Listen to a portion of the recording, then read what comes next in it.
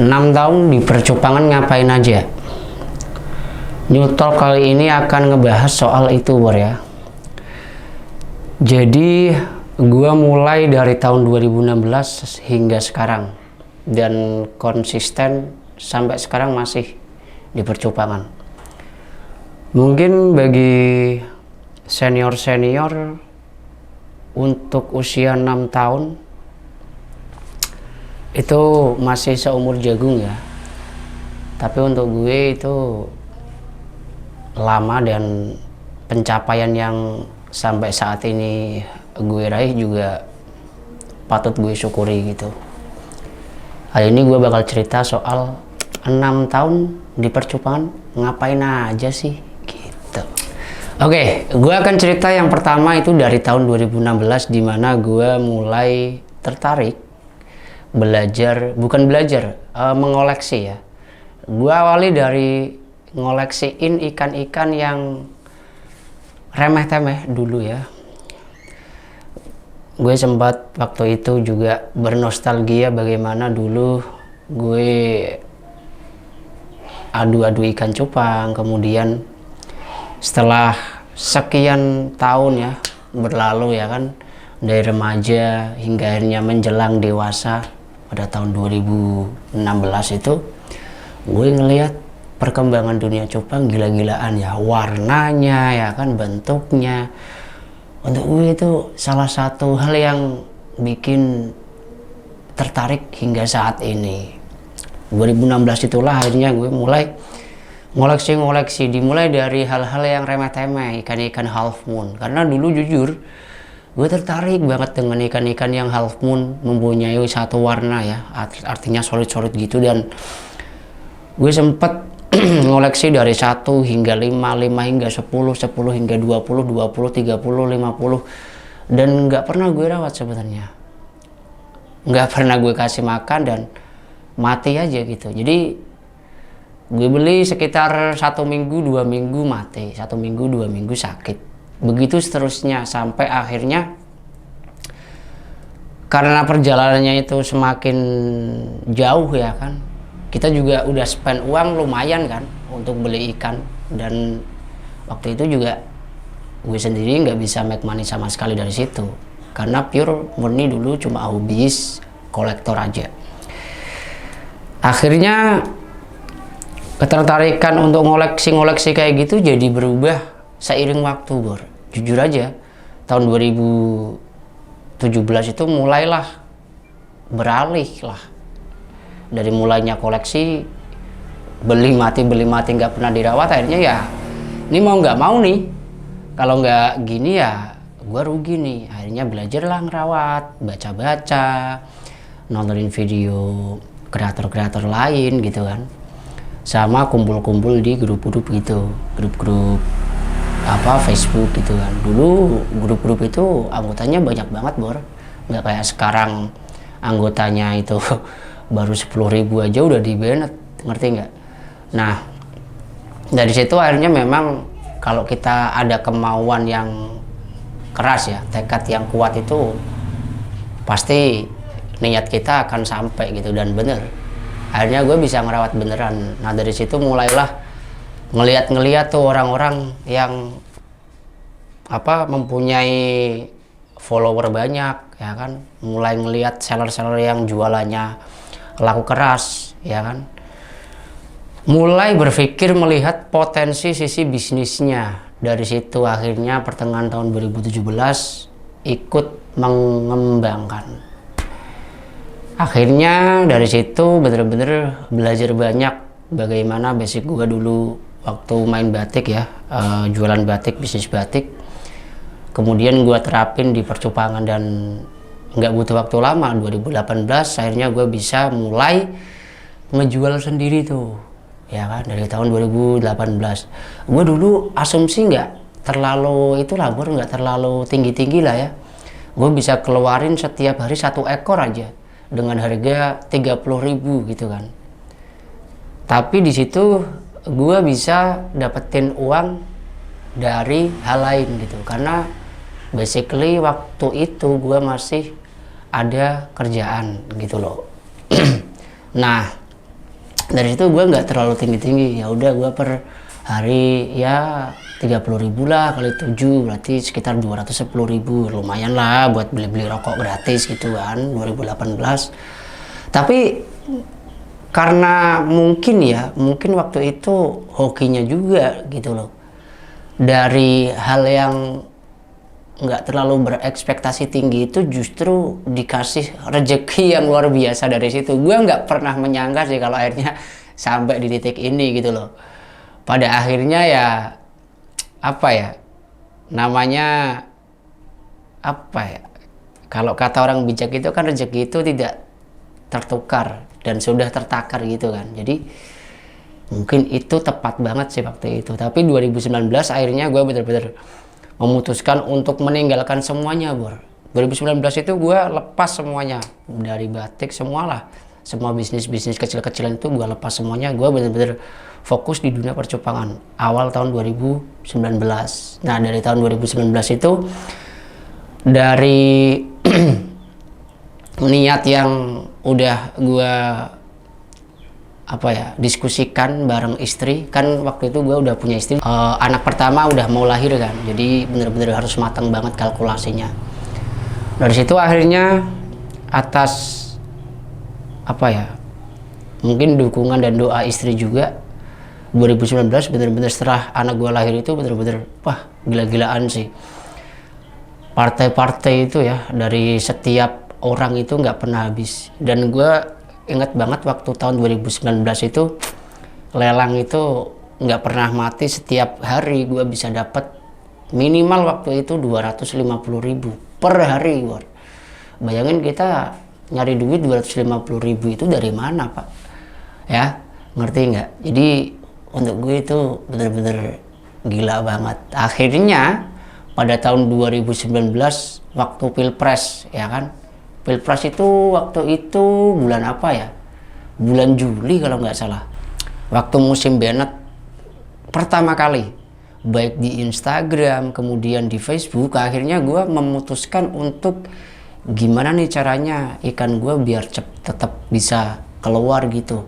Nah 2019 gue harus ngelakuin sesuatu. Akhirnya gue mulai tuh lelang di beranda Facebook. Nah ternyata di beranda Facebook itu bener-bener, waduh, gue kalau ngelihat ya, gue ingat banget waktu itu gue bisa lelang satu hari itu, misalnya ini pagi ya, kita pagi posting, malam closing, itu sekitar 50 postingan, Bor.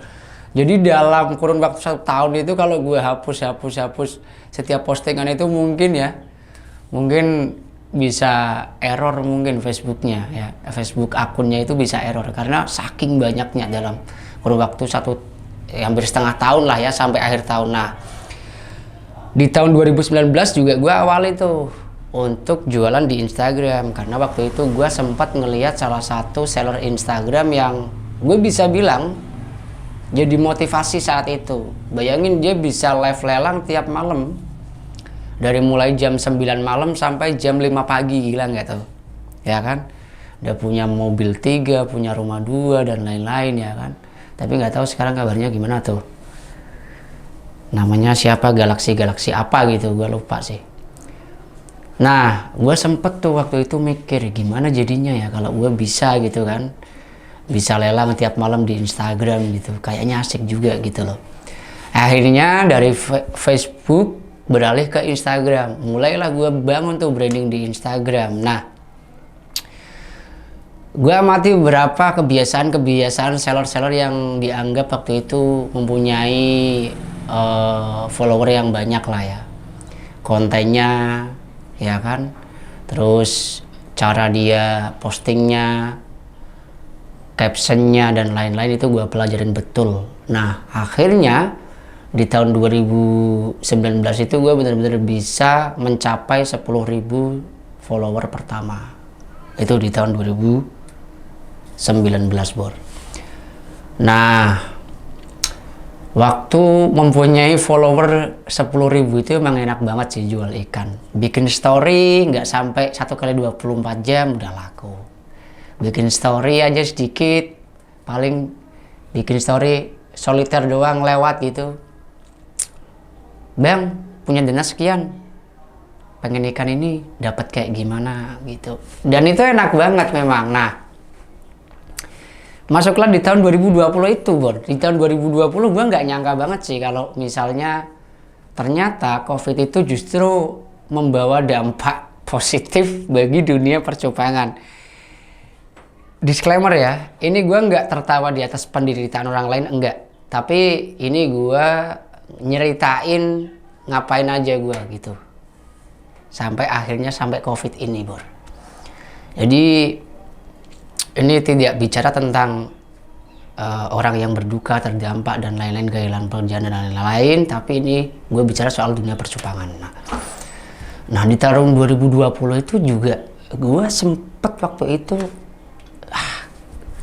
gue mau bisnis apa nih gitu kan, karena tahun 2020 gue nggak bisa nih, orang-orang aja yang kerjaan di misalnya di pabrik, di sekolahan, dirumahkan ya kan, sekolah aja from home semua pokoknya intinya. Ini oke, gue mulai tuh mikir, akhirnya gue direct beberapa, gue mutusin untuk ngedirect musisi ya kan, ada berapa lah yang gue direct dan sukses juga sebenarnya. Cuman karena orang yang kita direct itu bukan orang sembarangan ya, otomatis ya dia juga sibuk dong dengan aktivitasnya gitu, dan ya akhirnya sampai sekarang nggak dilanjutin. Padahal itu sukses, Bor, nggak butuh waktu lama itu sampai dapat subscriber banyak. Tapi di tahun 2020 itu justru jadi berkah. Gue ingat banget waktu itu sempet dalam satu hari gue dapat sekitar 70 juta penjualan, Bor. Gila banyak. Bulan September tahun 2020, Bor. Puncak kejayaan ya. Gua rekor tertinggi waktu itu gue bisa dapat satu bulan, di bulan September itu gue dapat sekitar 289 juta. Hampir 290-an lah. Dari tahun itu gue yakin banget banyak banget orang yang nasibnya berubah dari cupang. Bahkan orang yang dulunya nggak pernah main cupang, akhirnya bermain cupang, itu pun ikut famous, ikut terkenal, ikut ya intinya ikut keseret naik lah ya kan. Orang yang bukan siapa-siapa, yang nggak pernah main ikan sama sekali, punya duit, bisa beli ikan bagus, itu bisa naik, Bor. Serius.